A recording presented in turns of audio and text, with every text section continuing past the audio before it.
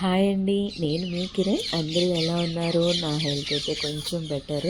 అంటే ఇంకా cold cough అయితే చాలా ఉంది. ఫీవర్ తగ్గింది. సో హోప్ మీ అందరూ కూడా బాగున్నారు, బాగుండాలి అని మనస్ఫూర్తిగా కోరుకుంటున్నాను. బర్డ్స్ హమ్మింగ్ సౌండ్ వింటున్నారు కదా. సో ఇదే మాకైతే మార్నింగ్ అలారం అనమాట. ఇది మార్నింగ్ 6:30కి తీసిన వీడియో. సో ఇదైతే మా గార్డెన్లో పూసిన బంతిపూలు. ఎన్ని బంతిపూలు పూస్తున్నాయో కానీ నాకైతే అసలు తెంపాలనే అనిపించట్లేదు అనమాట. అవి ఇలా వంగిపోతున్నాయి, చూస్తున్నారు కదా. వెయిట్ ఎక్కువయ్యి వంగిపోతున్నాయి. బట్ పొజిషన్లోనే తెంపుతున్నాను. నాకైతే చెట్టుకుంటేనే అందంగా అనిపిస్తున్నాయి. సో నాకైతే ఇప్పుడు కొంచెం హెల్త్ బాగాలేదు కాబట్టి నాకు కొంచెం స్పైసీగా ట్యాంకీగా ఏదైనా తినాలనిపించింది.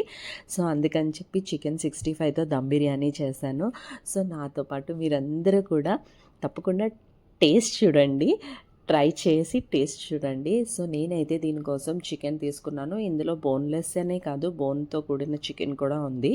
సో ఈ చికెన్ని ఫస్ట్ నేనైతే మ్యారినేట్ చేసుకుంటున్నాను. దానికోసం అని చెప్పి చికెన్ని బాగా వాష్ చేసుకొని ఉప్పు పసుపు వేసి బాగా వాష్ చేసుకొని దాంట్లో ఉప్పు, కారం, అల్లం వెల్లుల్లి పేస్ట్, అలానే ధనియాల పొడి, చాట్ మసాలా పౌడర్, ఇంకా గరం మసాలా, పెరుగు, ఒక గుడ్డు వేసి ఫస్ట్ బాగా మిక్స్ చేసుకోవాలి. ఎందుకు అంటే ఈ ఫ్లేవర్స్ అన్నీ కూడా చికెన్కి పడితేనే చికెన్ చాలా ట్యాంగీగా జ్యూసీగా ఉంటుంది లోపల నుంచి.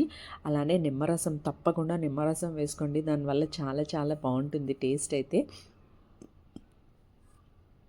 సో ఒక ఎగ్ బీట్ చేసుకొని వేసుకున్న తర్వాత ఫస్ట్ ఈ ఎగ్తో పాటు మొత్తం అంతటినీ కూడా మసాలాస్ అన్నీ చికెన్కి బాగా పట్టినట్టుగా మనం అయితే మ్యారినేట్ చేసుకోవాలి. ఇప్పుడు ఇలా మ్యారినేట్ చేసుకోవడం వల్ల ఏంటి అంటే ఉప్పు కారాలు అనేవి పర్ఫెక్ట్గా చికెన్లోకి పడతాయి. దాని తర్వాత మీ చికెన్ యొక్క కన్సిస్టెన్సీని బట్టి కార్న్ఫ్లోర్ అండ్ మైదాన్ వేసుకొని కోటింగ్ చేసుకొని దీన్ని మీ దగ్గర టైం ఉంటే ఓవర్ నైట్ మ్యారినేట్ చేసి పెట్టుకున్నా చాలా బాగుంటుంది టేస్ట్ అయితే. ఇంకా మన దగ్గర టైం లేదు అంటే 1 అవర్ మ్యారినేట్ చేస్తే సరిపోతుంది. మ్యారినేట్ చేసి తర్వాత చికెన్ 65 రెడీ చేసుకోవడమే. మీ దగ్గర ఎయిర్ ఫ్రైయర్ ఉంటే ఎయిర్ ఫ్రైయర్లో తక్కువ ఆయిల్తో ఫ్రై చేసుకుంటాం, లేదు అంటే ఆయిల్లో డీప్ ఫ్రై చేసుకోవచ్చును. సో నేనైతే కొంచెం అంటే మినిమల్ క్వాంటిటీ చేస్తున్నాను అనమాట. అంటే ఎలా వస్తుంది ఏంటి అనేది నార్మల్గా చికెన్ దమ్ బిర్యానీ చేస్తాను. చికెన్ 65తో దమ్ బిర్యానీ ఎప్పుడూ ట్రై చేయలేదు. నా దగ్గర అన్ని రకాల సాసెస్ కూడా లేవు. సో అందుకని చెప్పి నా దగ్గర ఉన్న ఇంగ్రీడియంట్స్తో నేనైతే దీన్ని ట్రై చేశాను. సో చికెన్ దమ్ బిర్యానీ అంటే దానికి గ్రేవీ ఉంటుంది. సో అది పర్ఫెక్ట్, అది అలాగే టేస్ట్. దీంట్లో మనకి ఇప్పుడు చికెన్ 65 అనగానే ఇది ఒక డీప్ ఫ్రై ఐటెం కదా. సో దీనికి సాస్ ప్రిపేర్ చేసుకోవడానికి ఎలాగా గ్రేవీ అనేది కొంచెం ఆలోచించి ట్రై చేస్తాను అనమాట. సో దీనికోసం అని చెప్పి ఒక బౌల్లో పెరుగు తీసుకున్నాను. కొంచెం పెరుగు, అంటే నాకు మెజర్మెంట్స్ ఏమి ఉండవు ఎప్పుడు కూడా. లైక్ నాకు ఎంత అనిపిస్తే అలాగా అంటే అందాజ్గా వేసేస్తానమాట. ఇందులో చిల్లీ సాస్ అండ్ అలానే పాస్తా సాస్ వేసి అండ్ ఇందులో నా దగ్గర క్యాంటీన్ నుంచి తెచ్చుకుంటాను కదా నేను, బిర్యానీ రెడీమేడ్ మసాలా ప్యాకెట్ ఒకటి దొరుకుతుంది. అందులో మసాలా ఇస్తారనమాట చికెన్ దమ్ బిర్యానీ చేసుకోవడానికి. ఆ మసాలా చాలా బాగుంటుంది, చికెన్ టేస్ట్ చాలా బాగా వస్తుంది. సో ఆ చికెన్ పేస్ట్ని ఇందులోకి నేను ఇంక్లూడ్ చేశాను. సో మీ దగ్గర ఇది లేదు అంటే నెక్స్ట్ ఆప్షన్ ఏంటి అంటే ఒక బౌల్లో పెరుగు తీసుకోండి, ఫ్రైడ్ ఆనియన్స్, అల్లం వెల్లుల్లి పేస్ట్, కొత్తిమీర, ఉప్పు, చిల్లీ సాస్, టొమాటో సాస్, ఇంకా సోయా సాస్ ఫ్లేవర్ మీకు ఇష్టం అనిపిస్తే సోయా సాస్ని కూడా వేసి ఆ బ్యాటర్ని రెడీ చేసి పక్కన పెట్టుకోండి. ఈ లోపల మనం బాస్మతి రైస్ని కడిగి నానబెట్టి ఉంచుకున్నాం కదా, దీన్ని వాటర్ మరగబెట్టి బాయిల్ చేసేద్దాం. సో ఈ రైస్ని అయితే 80% వరకు కుక్ చేస్తే చాలు. సో అందుకోసం అని చెప్పి లైక్ దమ్ బిర్యానీకి మనం రెడీ చేస్తామో, రైస్ని బాయిల్ చేస్తామో సేమ్ అలానే వాటర్ పెట్టుకొని వాటర్లో హోల్ గరం మసాలా వేసేసి కొంచెం సాల్ట్, ఆయిల్ వేసి ఈ వాటర్ని బాయిలింగ్ వచ్చినంత వరకు కూడా మరగనివ్వాలి. సో ఈ స్టేజ్లో వాటర్ యొక్క టేస్ట్ చెక్ చేయండి. చెక్ చేస్తే మనకి సముద్రపు నీళ్ళంతా ఉప్పగా అనిపించాలన్నమాట. అలా అంత ఉప్పగా అనిపిస్తేనే మనకి రైస్కి ఆ ఉప్పు అనేది బాగా పట్టి రైస్ మంచి టేస్ట్ వస్తుంది.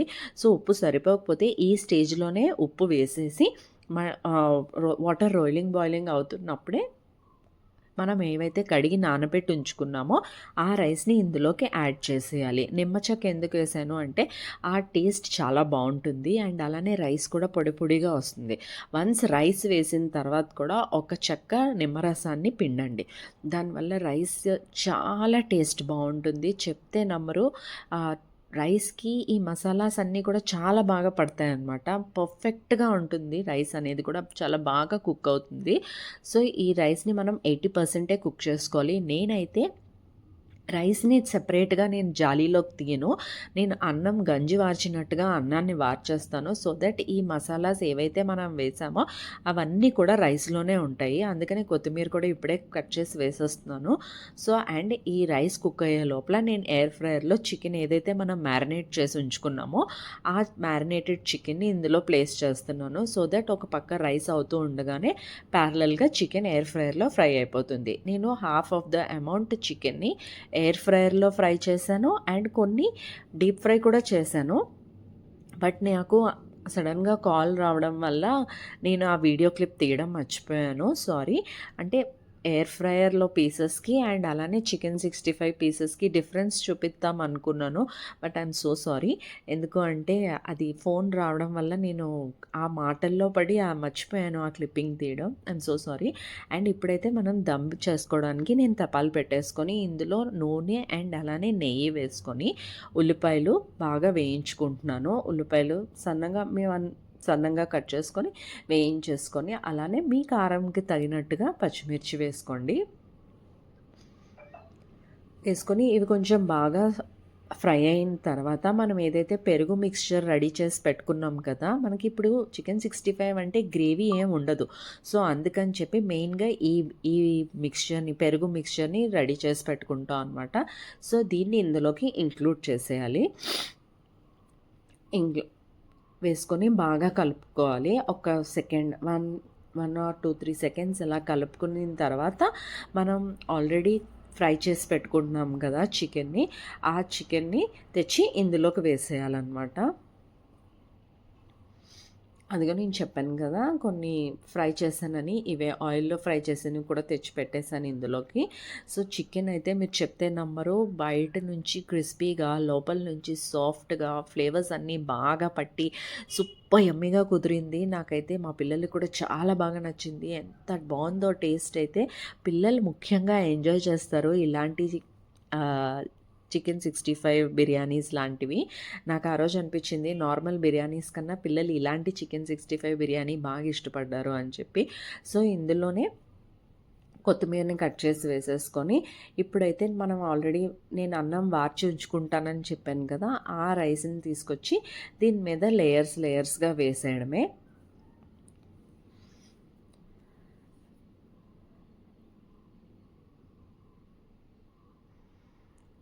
సో, లైక్ దమ్ బిర్యానీకి వేసినట్టుగానే మనం లేయర్స్‌గా వేయాలి.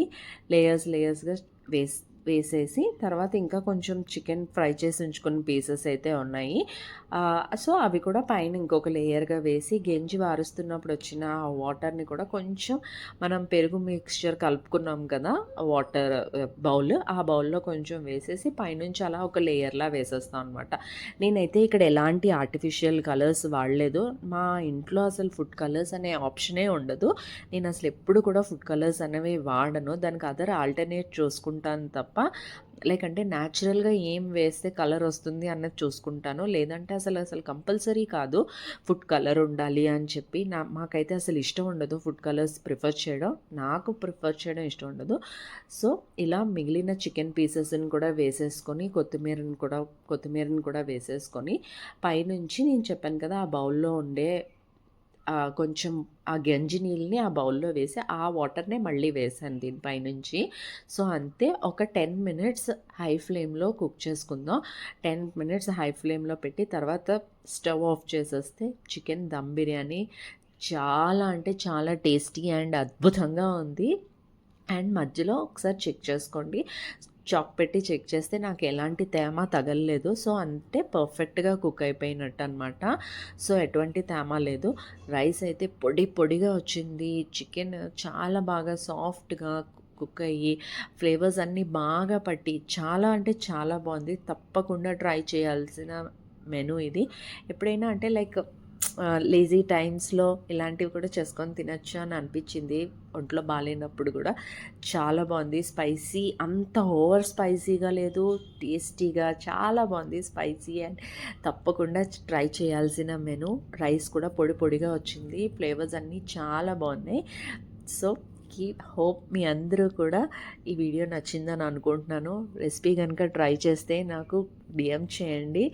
సో, ఎలా వచ్చింది, మీకు ఎలా కుదిరింది అనేది. Thank you so much for watching. See you soon in the next vlog. Thank you so much for watching and thank you so much for your time. Bye bye.